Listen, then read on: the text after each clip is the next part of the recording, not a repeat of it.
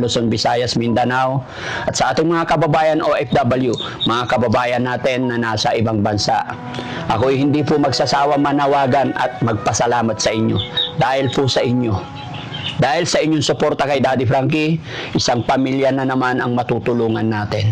Dahil sa ating pagkakaisa, naniniwala po talaga ako na ang Pinoy ay lubos na maawain.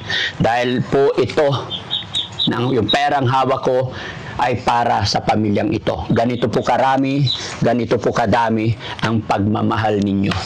At ito'y napakalaking bagay, pandagdag, pambili ng gamot ng anak ni Ate Laika. At i-bless sana ni Lord na itong perang ipinadala ninyo ay makatulong para mabilis na makarecover ang baby nila.